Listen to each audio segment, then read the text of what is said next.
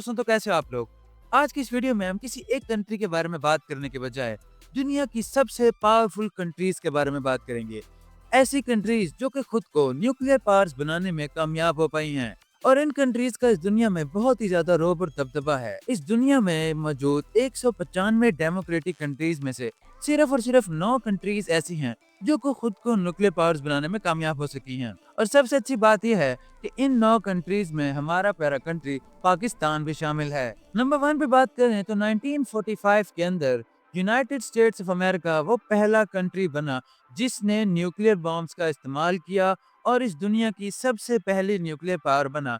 जैसा कि हम जानते हैं कि वर्ल्ड वार 2 का इख्तिताम किस तरह से हुआ, जब यूनाइटेड स्टेट्स ऑफ अमेरिका ने जापान में हिरोशिमा और नागासाकी पर एटॉमिक बॉम्ब से हमला किया और उसके बाद से वर्ल्ड वार 2 का भी खात्मा हो गया और दुनिया में एक नई चीज उभर के आई जिसको एटॉमिक बॉम्ब कहा गया। लेकिन अमेरिका की इस हरकत की वजह से एटॉमिक बॉम्ब्स बनाने की एक बहुत बड़ी सीरीज शुरू हो चुकी थी, क्योंकि इस दुनिया में मौजूद तमाम जितने भी ममालिक हैं वो बहुत ज्यादा इनसिक्योर हो चुके थे। क्योंकि अगर अमेरिका किसी भी कंट्री के साथ इस तरह से कर सकता है तो यानी इस दुनिया में मौजूद हर कंट्री अब अनसेफ बन चुकी थी। इसकी सबसे बड़ी वजह यह है कि जब अमेरिका ने जापान पे बॉम्ब फेंका तो उस वक्त दो टीम्स बनी हुई थी, एक अमेरिका, यूनाइटेड किंगडम और यूएसएसआर की, जो कि अब रशिया है, और दूसरी तरफ था जर्मनी और इटली। जब अमेरिका ने हिरोशिमा और नागासाकी पर बॉम्ब फेंका तो इवन के उसने अपने दोस्त ममालिक यानी यूके को और यूएसएसआर को भी नहीं बताया था कि उनके पास इस एटॉमिक बॉम्ब जैसी कोई चीज है। इसकी वजह से उन कंट्रीज को भी अंदाजा होने लग गया कि इस दुनिया में कुछ भी किया जा सकता है, लिहाजा तमाम कंट्रीज खुद को सिक्योर करने के लिए अब इसी प्रोजेक्ट में लग गया कि उन्होंने किस तरह से न्यूक्लियर पावर बनना है और किस तरह से इन एटॉमिक बॉम्ब्स की तादाद को दूसरे कंट्रीज के मुकाबले में बढ़ाना है। और इस चीज की शुरुआत 1945 में अमेरिका से हुई थी। और अगर न्यूक्लियर बॉम्ब्स के बारे में देखा जाए तो अमेरिका के पास इस टाइम 5000 से भी ज्यादा न्यूक्लियर बॉम्ब्स हैं। नंबर 2 यूएसएसआर, जो कि अब रशिया है।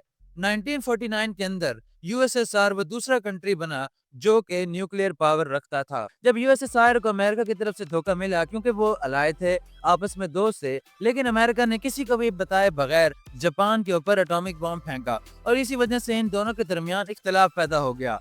यानी जब वर्ल्ड वार 2 खत्म हुई तो बेसिकली उस जंग के खत्म होने से एक नई जंग शुरू हो गई थी जो इन दो ममालिक के दरमियान। और जितने भी साइंटिस्ट उस टाइम यूएसए के प्रोजेक्ट में थे, जो कि मैनहट्टन प्रोजेक्ट था, उसके अंदर कुछ यूएसएसआर के भी थे जो कि बाद में जासूस बन गए। और इस तरह से 1949 में यूएसएसआर भी न्यूक्लियर पावर बन गया। और इस टाइम इस दुनिया में सबसे ज्यादा एटॉमिक बॉम्ब यूएसएसआर यानी जो इस टाइम रशिया है उसके पास है, जिनकी तादाद है तकरीबन 5500।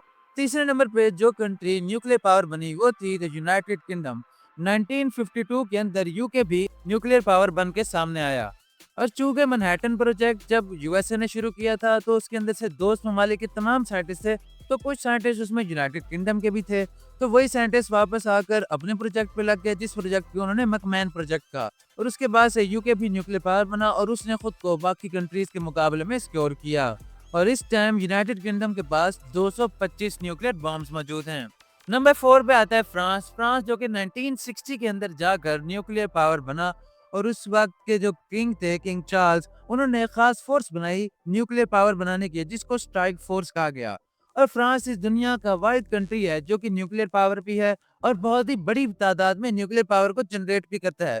और इस तरह से 1960 में जब उन्होंने बॉम्ब बनाया तो उन्होंने भी बाकी कंट्रीज के मुकाबले में खुद को सिक्योर किया और इस वक्त फ्रांस के पास 290 से ज्यादा न्यूक्लियर बॉम्ब्स मौजूद हैं। नंबर 5 पे आता है चाइना। 1964 के अंदर चाइना भी न्यूक्लियर पावर बना। उस वक्त के डिक्टेटर चाइना के, जिनका नाम माओ था, तो वो यूएसएसआर की हेल्प की मदद से एक ऐसा प्रोजेक्ट पे काम कर रहे थे जिसकी मदद से वो न्यूक्लियर पावर बन सकते थे। लेकिन ठीक उसी दौरान इन दोनों कंट्रीज के दरमियान भी एक कॉन्फ्लिक्ट पैदा हो गया जिसको चाइना सोवियत स्प्लिट कहते थे। लेकिन इसके बाद भी चाइना रुका नहीं और उसने अपनी सोलो मेहनत के जरिए से आखिरकार 1964 में वो एक न्यूक्लियर पावर बन के सामने आया और इस वक्त भी चाइना के पास 650 से ज्यादा एटॉमिक बॉम्ब्स मौजूद हैं। नंबर 6 पे आता है इंडिया। इंडिया ने सबसे पहला एटॉमिक टेस्ट 1974 में किया, लेकिन उसने खुद को as a nuclear power declare नहीं किया था।